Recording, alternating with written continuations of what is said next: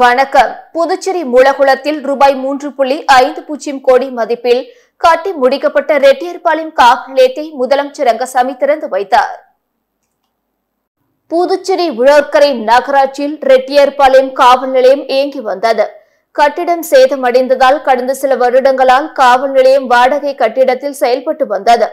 இந்நிலையில் அரசு நிதி ஒதுக்கி ரூபாய் 3.50 கோடி செலவில் ரெட்டியார்பாளையம் காவல் நிலையம் புதிதாக கட்டி முடிக்கப்பட்டுள்ளது. இதன் திறப்பு விழா இன்று நடைபெற்றது. திறப்பு விழாவிற்கு புதுச்சேரி டிஜிபி ஸ்ரீனிவாஸ் தலைமை தாங்க சிறப்பு விருந்தினராக முதலமைச்சர் ரங்கசாமி, உள்துறை அமைச்சர் நமச்சிவாயம் ஆகியோர் கலந்து கொண்டு காவல் நிலையத்தை திறந்து வைத்து பார்வையிட்டனர். உடன் சட்டமன்ற உறுப்பினர்கள் சிவசங்கரன், KSP ரமேஷ் உள்ளிட்ட கண்காணிப்பாளர்கள், ஆய்வாளர்கள், உதவி ஆய்வாளர்கள், காவலர்கள் பலர் இருந்தனர். இன்று முதல் இந்த புதிய கட்டிடத்திலே ரெட்டியார்பாளையம் காவல் நிலையம் இயங்கும் என்பது குறிப்பிடத்தக்கது. இந்தியன் 2 படம் வெற்றி பெற வேண்டி தியேட்டர் முன்பு 5 கிலோ கற்பூரத்தை ஏற்றி போக்குவரத்து பாதிப்பை ஏற்படுத்திய ரசிகரை போலீசார் கைது செய்தனர். கமல்ஹாசன் நடித்த இந்தியன் 2 திரைப்படம் இன்று நாடு முழுவதும் வெளியானது. இதேபோன்று புதுச்சேரியில் 10க்கும் மேற்பட்ட திரையரங்குகளில் இந்தியன் 2 படம் வெளியானது. இந்த திரைப்படம் வெற்றி பெற வேண்டி புதுச்சேரி கமல் தலைமை ரசிகர் மன்றம் சார்பில் பல்வேறு நிகழ்ச்சிகளுக்கு ஏற்பாடு செய்யப்பட்டிருந்தது. மேலும் கமலின் கட் அவுட்டிற்கு ஆள் உயர மாலை ஆட்டம் பாட்டத்துடன் கொண்டாடினார்கள். இதனைத் தொடர்ந்து திரைப்படம் வெற்றி பெற வேண்டுமென கமல் ரசிகர்கள் 5 கிலோ கற்பூரத்தை அண்ணா சாலையில் உள்ள ரத்ன திரையரங்கு நுழைவாயிலில் ஏற்றி வழிபட்டனர். 5 கிலோ கற்பூரம் கொழுந்துவிட்டு எரிந்ததால் அப்பகுதியை புகை மண்டலமாக காட்சியளித்தது. மேலும் இதனால் அண்ணா சாலையில் கடுமையான போக்குவரத்து நெரிசல் ஏற்பட்டது. இதனையடுத்து சம்பவ இடத்திற்கு வந்த போலீசார் கொழுந்துவிட்டு எரிந்து கொண்டிருந்த கற்பூரத்தை தண்ணீர் ஊற்றி அணைத்தனர். இதனையடுத்து அனுமதியின்றி 5 கிலோ கற்பூரத்தை நடுசாலையில் வைத்து ஏற்றி வழிபட்ட கமல் ரசிகரை அங்கிருந்து அழைத்து சென்று விசாரித்து வருகின்றனர். இதனால் போக்குவரத்து நெரிசல் ஏற்பட்டதுடன் அங்கு சிறிது நேரம் பரபரப்பு நிலவியது. புதுச்சேரியில் சாராய கடைகளில் விற்கப்படும் சாராயத்தின் வீரியத்தை ஆய்வு செய்ய கலால் துறை சார்பில் தனிப்படைகள் அமைக்கப்பட்டுள்ளன. இது தொடர்பாக புதுச்சேரி கலால் துணை ஆணையர் மேத்யூ பிரான்சிஸ் வெளியிட்டுள்ள செய்திக்குறிப்பில், அண்மை காலமாக தமிழக எல்லை பகுதிகளை சேர்ந்த சிலர் புதுச்சேரியிலிருந்து வாங்கி சென்ற மதுவை அருந்தி உடல்நிலை பாதிக்கப்பட்டு தமிழக மருத்துவமனைகளில் அனுமதிக்கப்பட்டதாக செய்திகள் வெளியிடப்படுகிறது. எனவே புதுவையில் உள்ள சாராய கடைகளில் அரசின் வடிசாராய ஆலையில் இருந்து வழங்கப்பட்ட சாராயம் மட்டுமே விற்கப்படுகிறதா என்று கண்காணிக்கவும், அதன் வீரியத்தை ஆய்வு செய்யவும் மற்றும் சாராயத்தில் வேறு ஏதேனும் கலப்படம் செய்யப்பட்டதா என்பதை கண்காணிக்க வட்டாட்சியர் சிலம்பரசன், ஆய்வாளர் அறிவு செல்வன் ஆகியோர் தலைமையில் தனிப்படைகள் அமைக்கப்பட்டுள்ளன. அதன்படி பாகூர், நெட்டப்பாக்கம் மற்றும் வில்லியனூர் கொம்யூன் பகுதிகளில் உள்ள சாராய கடைகளில் ஆய்வு மேற்கொள்ளப்பட்டது. மேலும் புதுச்சேரியிலிருந்து சாராய பாக்கெட்டுகள் தமிழகத்துக்கு கள்ளத்தனமாக எடுத்து செல்லப்படுகிறதா எனவும் கண்காணிக்கப்பட்டு வருகிறது. மேலும் அனுமதிக்கப்பட்ட அளவை விட அதிகமாக தனிநபருக்கு சாராயம் விற்பனை செய்யக்கூடாது என்றும் சாராய கடை உரிமையாளருக்கு அறிவுறுத்தப்பட்டுள்ளது. மீறுபவர்கள் மீது சட்டப்படி உரிய நடவடிக்கை எடுக்கப்படும் என குறிப்பிடப்பட்டுள்ளது. மணவெளி தொகுதிக்குட்பட்ட புதுக்குப்பம் பகுதியில் அமைந்துள்ள அருள்மிகு ஸ்ரீ பால விநாயகர் ஆலய கும்பாபிஷேக விழாவில் சபாநாயகர் செல்வம் உட்பட திரளான பக்தர்கள் கலந்து கொண்டு சாமி தரிசனம் செய்தனர். புதுச்சேரி மணவெளி சட்டமன்ற தொகுதிக்குட்பட்ட புதுக்குப்பம் கிராமத்தில் எழுந்தருளி உள்ள அருள்மிகு ஸ்ரீ பால விநாயகர், ஸ்ரீ பாலமுருகன், ஸ்ரீ தில்லாச்சி அம்மன் மற்றும் ஸ்ரீ சப்த கன்னிமார்கள் ஆலய அஷ்டபந்தன மகா கும்பாபிஷேக விழா இன்று காலை வெகு விமர்சையாக நடைபெற்றது. இந்த மகா கும்பாபிஷேக விழாவில் தொகுதி சட்டமன்ற உறுப்பினரும் சட்டப்பேரவை தலைவருமான செல்வம் உட்பட திரளான பக்தர்கள் கலந்து கொண்டு சாமி தரிசனம் செய்தனர். நெட்டப்பாக்கம் தொகுதிக்குட்பட்ட கல்மண்டபம் பகுதியில் கோயில் நிலத்தை தனிநபர் ஆக்கிரமித்ததை கண்டித்து 100க்கும் மேற்பட்ட பெண்கள் சாலை மறியல் போராட்டத்தில் ஈடுபட்டதால் பரபரப்பு ஏற்பட்டது. நெட்டப்பாக்கம் தொகுதிக்குட்பட்ட கல்மண்டபம் காலனி பகுதியில் 200க்கும் மேற்பட்ட குடும்பங்கள் சுமார் 60 வருடங்களுக்கு மேலாக வாழ்ந்து வருகின்றனர். அப்பகுதியில் உள்ள முத்துமாரியம்மன் கோயிலுக்கு சொந்தமான 12 குழி காலி இடத்தில்தான் திருவிழாவை தலைமுறையாக நடத்தி வருவதாக கூறப்படுகிறது. இந்நிலையில் அந்த கோயில் காலியிடம் தனக்கு சொந்தம் என்று கூறிய நபர் ஒருவர் அந்த இடத்தில் செம்மண் அடித்துள்ளார். கோயிலுக்கு சொந்தமான இடத்தில் செம்மண் அடித்ததை கண்டித்து கல்மண்டபம் காலனி பகுதியை சேர்ந்த 100க்கும் மேற்பட்ட பெண்கள் திடீரென சாலை மறியல் போராட்டத்தில் ஈடுபட்டனர். தகவல் அறிந்த நெட்டப்பக்கம் போலீசார் சம்பவ இடத்திற்கு விரைந்து வந்து போராட்டத்தில் ஈடுபட்டவர்களை கலைந்து செல்ல உத்தரவிட்டனர். இதனால் போலீசாருக்கும் பொதுமக்களுக்கும் கடும் வாக்குவாதம் ஏற்பட்டது. அதனைத் தொடர்ந்து போலீசார் ஆதி திராவிட நலத்துறை இயக்குநரை தொடர்பு கொண்டு பேசினார். இயக்குநர் நடவடிக்கை எடுப்பதாக கூறியதை தொடர்ந்து பொதுமக்கள் அனைவரும் கலைந்து சென்றனர். இதனால் சுமார் 2 மணி நேரத்திற்கு மேலாக போக்குவரத்து பாதிக்கப்பட்டது. புதுச்சேரியில் புகழ்பெற்ற கோயில்களில் நடராஜருக்கு நடைபெற்ற ஆணி திருமஞ்சன அபிஷேகத்தில் பக்தர்கள் பலரும் கலந்து கொண்டு நடராஜரை வழிபட்டு சென்றனர். ஆணி திருமஞ்சனம் என்பது ஆணி மாதத்தில் வரும் உத்திர நட்சத்திரத்தில் நடராஜ பெருமானுக்கு நடைபெறும் அபிஷேகம் மற்றும் ஆராதனையை குறிக்கும். ஆணி மாத கார்த்திகை நட்சத்திரத்தில் இந்த ஆணி திருமஞ்சன விழா தொடங்குகிறது. ஆணி திருமஞ்சனத்தை முன்னிட்டு புகழ்பெற்ற சிவாலயங்களில் எழுந்தருளி உள்ள ஆனந்த நடராஜருக்கு சிறப்பு அபிஷேகம் நடைபெற்றது. குறிப்பாக முத்தியால்பேட்டை முத்தையா சுவாமி தேவஸ்தானத்தில் எழுந்தருளி உள்ள சிவகாமி சுந்தரி உடனுரை ஆனந்த நடராஜருக்கு பால், தயிர், சந்தனம், இளநீர், திருநீர், தேன் மற்றும் பல்வேறு வகையான பழங்களை கொண்டு சிறப்பு திருமஞ்சனம் நடைபெற்று மகா தீபார்த்தனை காட்டப்பட்டது. இதில் பக்தர்கள் பலரும் கலந்து கொண்டு நடராஜரை வழிபட்டு சென்றனர். புதுச்சேரி லாஸ்பேட்டை பகுதியில் எழுந்தருளி உள்ள அருள்மிகு ஸ்ரீ பால முத்துமாரியம்மன் கோவில் சடல் மகோற்சவத்தை முன்னிட்டு ராஜேஸ்வரி அலங்காரத்தில் அம்மன் எழுந்தருளி பக்தர்களுக்கு காட்சி அளித்தார். புதுச்சேரி லாஸ்பேட்டை பகுதியில் அமைந்துள்ளது அருள்மிகு பாலமுத்து மாரியம்மன் தேவஸ்தானம். இந்த கோவிலில் சாகி வார்த்தல் சடல் மகோற்சவம் இன்று அனுக்னை விக்னேஸ்வர பூஜை கணபதி ஹோமத்துடன் தொடங்கியது. தொடர்ந்து அம்மனுக்கு சிறப்பு அபிஷேகம் செய்யப்பட்டது. தொடர்ந்து இரவு அம்மனுக்கு ராஜேஸ்வரி அலங்காரம் செய்யப்பட்டு கங்கையம்மன் ஆலயத்தில் இருந்து புனித நீர் திரட்டி கரகம் எடுத்து பக்தர்களுக்கு காப்பு கட்டி தொடர்ந்து அம்மனுக்கு மந்திரங்கள் ஓதி சிறப்பு தீபார்த்தனை காட்டப்பட்டது. தொடர்ந்து பக்தர்கள் அனைவருக்கும் திருநீர், குங்குமம், பிரசாதம் வழங்கப்பட்டது. இந்த சடல் உற்சவத்தில் பக்தர்கள் பலரும் கலந்து கொண்டு அம்மனை வழிபட்டு சென்றனர். திருநள்ளாறு அம்பேத்கர் நகர் பகுதியில் 20 வருடங்களாக சீரமைக்கப்படாத சாலை சீரமைக்க கோரி ஊர் மக்கள் உண்ணாவிரத போராட்டத்தில் ஈடுபட்டுள்ளனர்.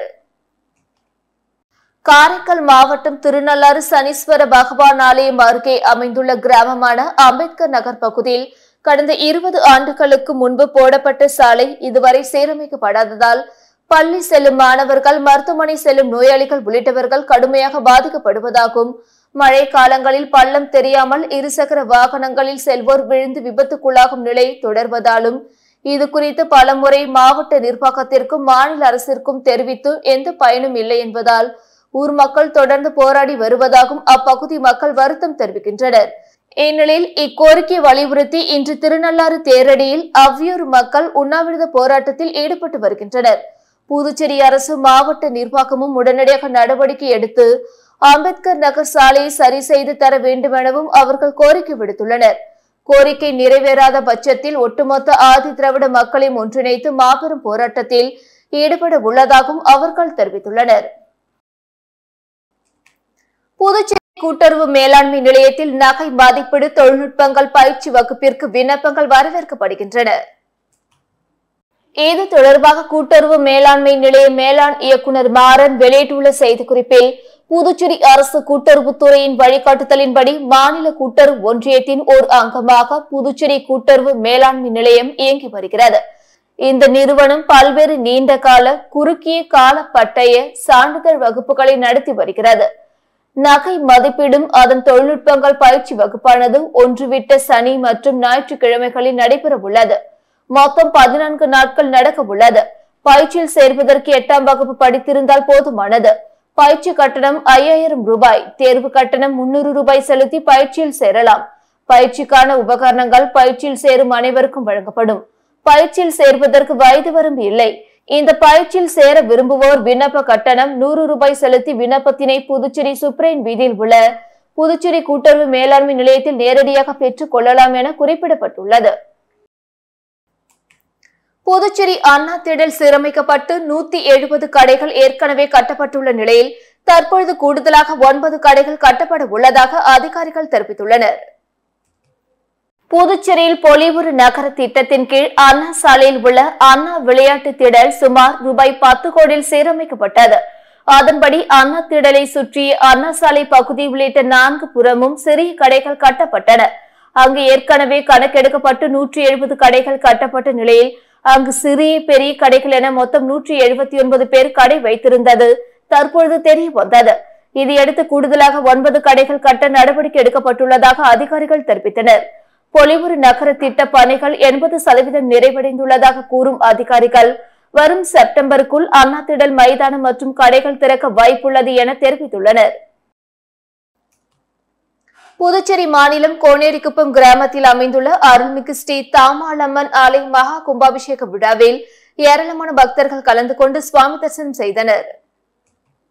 புதுச்சேரி மாநிலம் வில்லியனூர் கொம்யூன் கூடப்பாக்கம் மதுரா கோனேரிக்குப்பம் கிராமத்தில் அமைந்துள்ள அருள்மிகு ஸ்ரீ தாமலாம்மன் மற்றும் ஸ்ரீ விநாயகர் ஸ்ரீ சுப்பிரமணிய சுவாமிக்கு திருப்பணிகள் இனிதே நிறைவடைந்ததை முன்னிட்டு ஆலய மகா கும்பாபிஷேகம் வெகு சிறப்பாக நடைபெற்றது.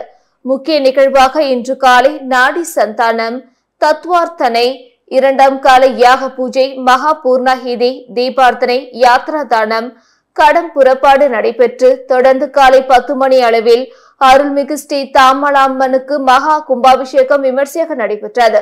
இதில் திரளான பக்தர்கள் கலந்து கொண்டு கும்பாபிஷேக விழாவினை கண்டு கழித்து சுவாமி தரிசனம் செய்தனர். நாணமேடு ஸ்ரீ ஜலகண்டேஸ்வரர் ஆலய 11ஆம் ஆண்டு பிரம்மோற்சவ விழாவை முன்னிட்டு பால்குட ஊர்வலம் நடைபெற்றது.